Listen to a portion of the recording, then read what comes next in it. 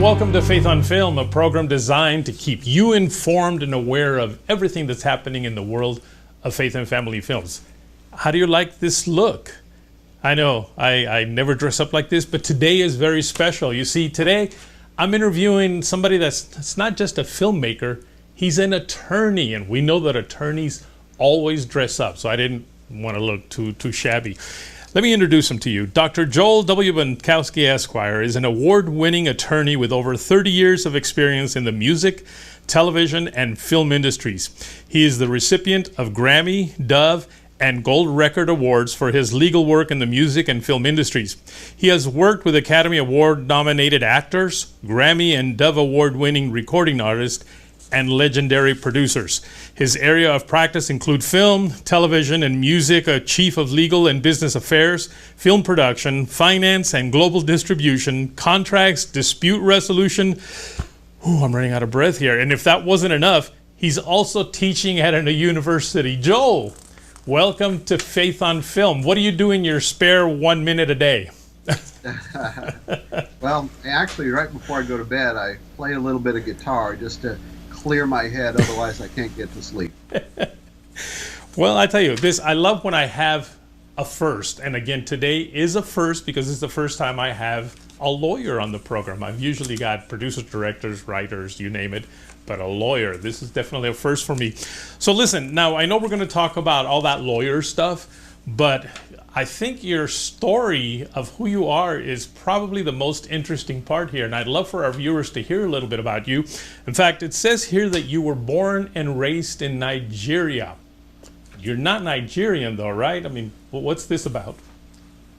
Well, interestingly enough, my parents were missionaries in Nigeria, and so I was born and raised in the rainforest area, actually a local tribal village there in Nigeria, and that's where I was raised. I went to boarding school to learn English and learn about the United States, and came to the United States later on when I was going into my junior year of high school. Okay. Now, at some point, though, you got involved in the film industry or television industry, right? Right. Well, it's pretty interesting. I went to Indiana University and I was studying to be in the audio department, audio engineering, and I had a friend of mine who was in the television department. I was producing his record and he needed to do a music video, and he needed someone to be a camera person. So how I got into the film industry or television industry first was just kind of someone asked me to be a cameraman. I picked up a big old Betacam SP video camera and got involved, and we shot the music video, and then we were editing. We had the U-matic 3/4 decks, and I just kind of, I guess, fell into it. Later on, I went to school for about a couple years, and then I went off to Hollywood to become a big rock star. When that didn't work out, I came back to Fort Wayne, Indiana, and there was an ad for a television producer. And obviously, I had so much experience because I picked up that camera one time, so I applied for the job. Interestingly enough, I was hired to be a television producer, and I was like, wow, that's amazing. Showed up for the first day at work, and the individual who hired me dropped a Yellow Pages book on my desk. And I said, what's this? I'm supposed to be a producer. He said, oh yeah, well, it's a TV show and we haven't sold any advertising yet. And so we've got to sell the advertising before we can produce the TV show. Now, I wanted to be in TV, so I went ahead and started cold calling businesses, sold advertising. Once we'd sold enough advertising, we went ahead and shot the show. We were on a weekly what became Fox. It was before there was Fox. It was independent. We were on there, and then so I learned about TV that way. Then I switched and I became a director of a show called Worship for Shut-ins on ABC TV in Fort Wayne. So I produced TV for about 7 years, produced and directed TV. And then I ended up going to law school and really to be an entertainment attorney, went to Indiana University. when I graduated from there, I moved to Nashville, Tennessee, and had a TV show on the Grand Ole Opry called Down Home Music Row. It went out to about 40 million households, and had quite a bit of success there until the dot-com bubble burst, which kind of switched me around. I went to work then for Ford Motor Company for a year, teaching HR law to Ford Motor Company. And that's kind of what brought me into the education side of the world. Did seminars for another 4 years, and then I became a professor at a university, DeVry University, Keller Graduate School of Management. And I still teach there. It's been 13 years, and teach law, business, ethics, and leadership. Along the way, I also ended up going back to school, getting an MBA. And then I got also a PhD in business administration and focusing on organizational leadership. So that's how I became a doctor. Wow. Now, is this what you always dreamed of when you were a kid in Nigeria? Because a lot of us are in this, but we knew when we were a kid, this is what I want to do. Was this the case with you? Well, there's I guess an interesting story. When I was really young in the village, we had no electricity, no television, no running water, nothing like that. So it was a tribal mud hut village. We lived actually in a cement, brick house with a tin roof, but inside a village, and all of the other people were living in the mud hut villages. Wow. Or mud huts. But this young person somehow figured out how to make moving pictures. And so what he did is he got some book from the United States on cowboys. And he drew these pictures of a cowboy riding on a horse. And then he put two sticks together in some kind of a box and brought all of the villagers out, and he would crank the one handle, and the pictures moved. And so that was my first television that I ever saw, which was just spellbinding. I couldn't believe those pictures that he had drawn would actually move. Wow. Well, I'll tell you, we've got some pretty similarities in our livelihoods, only I wasn't born in Nigeria. I was born in Mexico, actually. But listen, let's take a quick break here, and then when we come back, let's find out, well, why we should be concerned about legalities, why we should be concerned about the law when it comes to filmmaking, all right? Sure. Folks, don't go away. We'll be right back.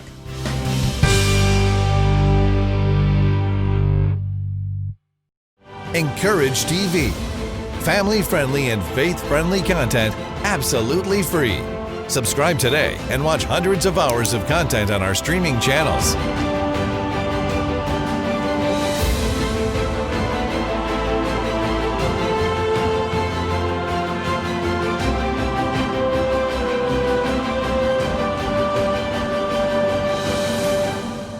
Visit encouragetv.com today.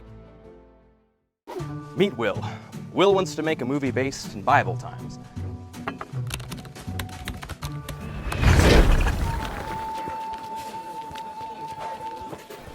No, maybe a Western.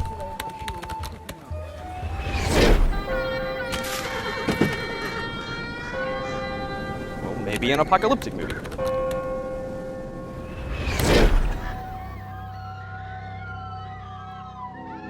A biblical era apocalyptic Western? That would be so original. But Will needs some sweet sets to bring it to life, and Will is 25,352 miles away from any of those sweet, sweet sets. Or so he thinks. Fortunately for Will, there is a solution. Introducing Capernaum Studios, your ticket to realistic locations and everything else you need to bring your period-accurate story to life. Book a tour today, like Will, who is, yet to leave.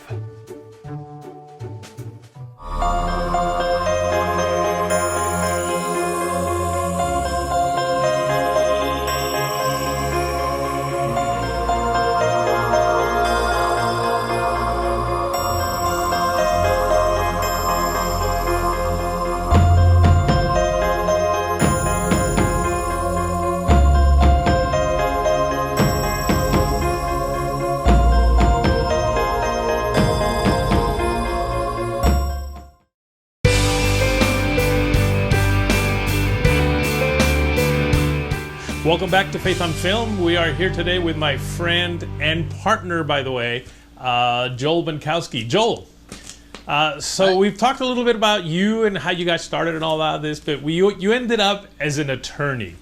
And you know what? It's a very much needed thing because there's a lot of filmmakers, independent filmmakers, that really don't realize what some of the legal aspects are in filmmaking. All they know is they want to make a movie. They don't realize there's a lot of things there. And so can you share with us maybe why we as filmmakers should be concerned and perhaps why we should really retain an attorney to help us with this? Well, I think most people who are in the film business are creative people, you know, kind of like myself earlier on, producing and directing television. And what happens is we just figure we're going to make this piece of art. We're going to make a film and, you know, write a script and do all the things necessary. But at a certain point, we kind of realize that if we're going to make a high quality film, we require a little bit of money. And you might go to your friends and, you know, get some money. You might have some money saved up and you might do it that way. But you also might want to raise money. And what we don't understand, because we're probably never educated on it, is that whenever we get money from a third party, from other people who aren't on our team actually producing and working on the film, what we're doing is we're actually selling a security. And there are lots of laws and rules about selling securities, which is, you know, the technical name for raising money. And one of the things that most people don't know is to do that legally, you have to actually file with the Securities and Exchange Commission, the SEC. And there's an exemption to the big filing. The big filing costs, you know, hundreds of thousands of dollars, but there's exemptions. And to use those exemptions, we still have to apply and file with the SEC, and that's not so easy to do. The other thing that the law says is that if we're going to raise money from people, they have to get full material disclosure, which means they need a business plan. And the specific business plan that we give them is called a private placement memorandum. And the PPM basically lays out all of the risks they could have, what's going to happen with the money, etc. And so it's full material disclosure. If you have not given an investor full material disclosure, it can be seen as fraud. If you take the money, you make the film, maybe, you know, and you aren't clear with them what's going to happen, for, you know, heaven forbid you lose the money, then your investors might sue you. And if you haven't filed with the SEC, you could have both those kind of civil penalties. And then the other side is if you've, you know, not given full material disclosure, the SEC could even say that you have defrauded your investors, and that includes jail time. Wow. So it's really important to understand what we're doing. It's not just about the creative side. When we talk about making a film, there are all kinds of legal sides and business sides. So what I bring and what I do is, obviously I've come from the creative side. I produce films now and am involved with that side of things. But I bring in the legal side, which is the SEC and all of those documents that are necessary there, the PPM. And then we bring in the business side, because every film really is either run by a business or is kind of a business on its own. So those are the important things that we have to look at, as well as then contracts. If you want to get major distribution, which means a significant real distributor is going to put your film out. Ultimately, that's what we're looking for. When we talk about a real significant distributor, they're going to need proof of chain of title, which means that you own the film. They also are going to need all of the contracts, copies of all of the contracts, which means for every actor that's in there, there's a contract. For everybody who works on the film, there's a contract. For every location that you shoot in, there is a contract. So when I do a film, like we just finished the Farmer and the Belle, there's well over 100 contracts that are signed and negotiated in the course of making a film like that. Wow. I mean, and here our viewers, if you're not into filmmaking, you just watch films. You probably think somebody just says, let's make a film. Boom, you shoot a film and now you show it. But there seems to be so much, that goes along with it. Now, is this only applicable to the big films? What about if somebody's just going to make a little film, for, I don't know, $10,000? And do they have to worry about some of these legal things? Well, if it's your own money, your own 10,000, you're not getting it from an investor, then you don't have to worry about the SEC. SEC only cares when you're taking money from an outside party, a third party, an investor, if you will, who's looking to get a return on investment. If one of the things that you can do is if you have a small film, maybe you do it as a non-for-profit and you get people to donate money to you. And if they donate money to you or give you a gift, then you don't have an SEC problem. Right. But on the other side, even if you make this $10,000 film, this small film, which a lot of times we do when we're getting started, trying to figure out how to do it, which I think is really great, actually. I think it's really important to learn how to make films. And the best way to learn how to make films is to make films. So at the end of the day, if you want to get that picked up and distributed, you still have the contract issue that you have to deal with. All right. Well, I'll tell you what, we're going to take another break right now. And when we come back, let's talk a little bit about some of the films that you're involved with, a couple of them that we're actually involved with together, all right? Great. Folks, don't go away. We'll be right back with more of Joel Bunkowske.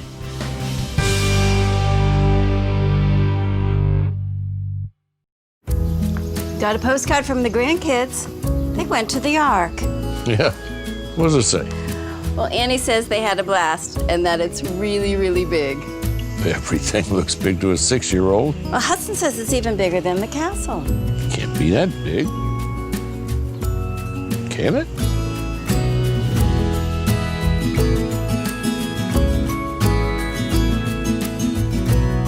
Go ahead. Think bigger. Just one life, a perfect union. And your heart starts beating hard. I'm gonna keep on dreaming. I wanna feel that love. I wanna get that feeling. I wanna get that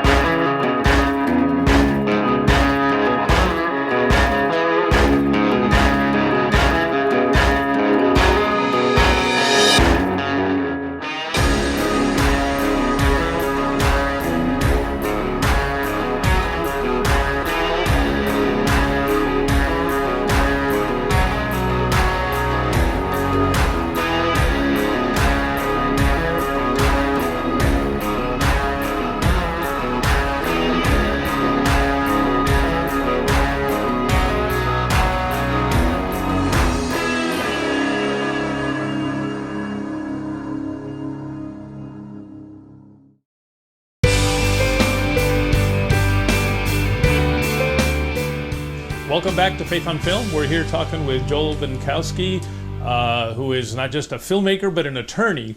But now let's go back to filmmaker. Joel, so you were in TV, then you became an attorney and did all sorts of wonderful things as an attorney, but now you're also kind of involving yourself back again into filmmaking, not just as an attorney, but also actually as executive producer. What are some of the projects that you are part of? Well, one of the bigger ones that I was involved with, Priceless, with For King and Country, which I think a lot of people have seen and enjoyed, and they liked the message of that film. I was distributed by Universal and Roadside Attractions, so it was in theaters, which was just fantastic. And then, every once in a while, I'll have a specific project that comes to me, and maybe, they don't have the money to hire me. And it's a very exciting and a positive film for some reason, and maybe they asked me to come on and become a producer with the film, and that's kind of what happened with The Farmer and the Belle, which is a film that we have just finished with Jen Godson and Jim Chandler, and it is just been wonderful. You are also involved with that, obviously, Isaac. And in fact, most of the films that I work with, I get Isaac involved with some way, or he gets me involved with the films that he is working on. So Farm and the Belle will be out worldwide, I think November, I think it's 17th or 27th, one of those. Okay. I should have that. Anyway, so it'll be out worldwide, and you can get that on thefarmerandthebelle.net to check that out, or it's also on Facebook. And so that's a great, wonderful film. Next one that I'm working on right now, just started with, is Alaska Rescue Story. And Alaska Rescue Story, again, Isaac is involved with that. But that is an action-adventure film shooting in Alaska, and it has plane crashes, helicopter crashes, romance, and miracles, and it's based on a true story. The Farm and the Belle was also based on Jen and Jim's life, which is so that's kind of neat. Third film that I'm involved with is a film called Send Me. It's near and dear to my heart because it's actually my mother and father's missionary story, and it's a missionary story just full of miracles, God doing amazing things. You know, my mother and father left to Nigeria in 1960, and in Nigeria at that time, 1960 was very different from what it is today. We just didn't have communication, and we lived in Africa, and many times God intervened in miraculous ways. And now there's 100,000 people in that tribal area who are Christians. So really telling that amazing, miraculous story there. Then on top of it, I am working on a bunch of other films as an attorney. So at different levels, they're in development, some in pre-production, and many times, you know, people come in and they say, hey, we need the attorney, someone to work on it. So I come from that space.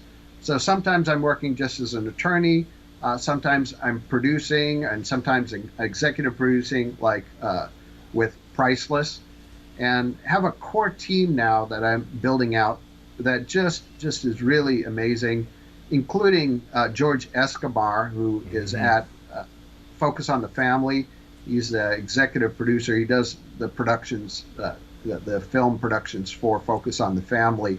They've just finished one that I'm not involved with at all, but I just want to promote, called See Life. George did a documentary, See as in look, See Life. It's an amazing documentary on abortion that I think everyone should see.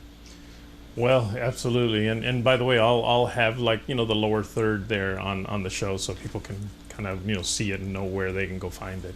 But while I'm very excited about the Alaska project, I got to tell you, I'm really looking forward to your mother's story, your mother and father's story, because I've heard some of these from you, and I did meet your mother, and I just thought she was an amazing woman, and to just see what transpired from when they went to Nigeria, it's just something that I really would look forward to.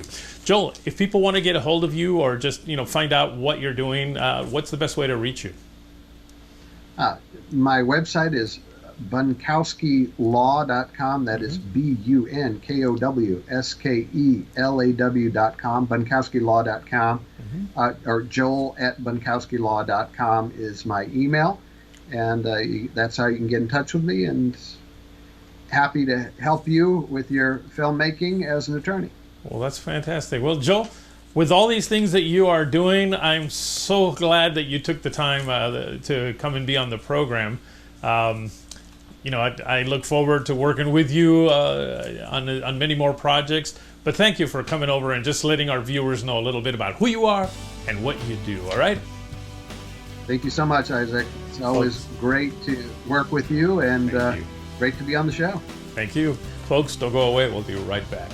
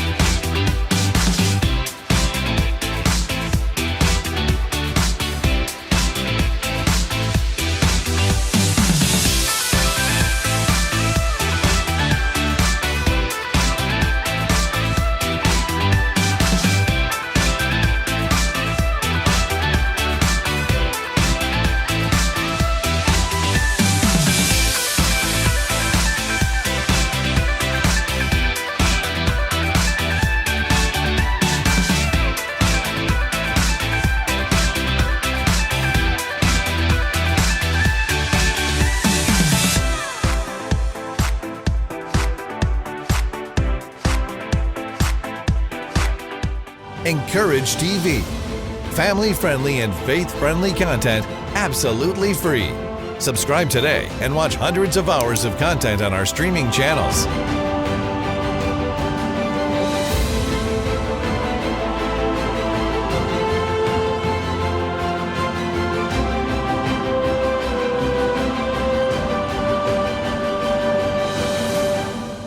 Visit encouragetv.com today. Seriously, Dad, I want to go. I told you it's not that big. Great-granddaddy couldn't even fit right. That thing's not to scale. It's a cartoon. The real one's bigger than a football field. For real? Come on, you don't even have to pay for me. Kids are free. All right. Can't be that big. Whoa! Told you, Dad. You just gotta think bigger.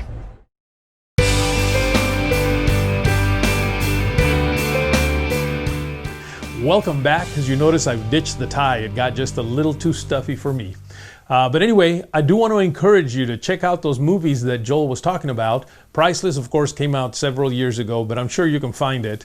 But of course, The Farmer and the Belle is coming out. Let's see, if you're watching this program on its premiere date, which is November 16th, then it comes out tomorrow, because November 17th is the release date. Of course, if you're watching this program at a much later date, then know that it's already out, but I'm sure you can find it more than likely on Amazon. Also, as I do every week, I want to remind you to write me. Let me know that you're out there. Let me know you're watching the program. Let me know if I should wear ties more often. Hopefully not. Simply write me at faithonfilmtv@gmail.com. That's faithonfilmtv@gmail.com. And of course, don't forget to check out Parables, a place where you can watch some wonderful content for the entire family. Simply go to parables.tv. That's parables.tv. And don't forget, it's free. You simply have to register. Well, I think I've run out of time already, so until next week, take care.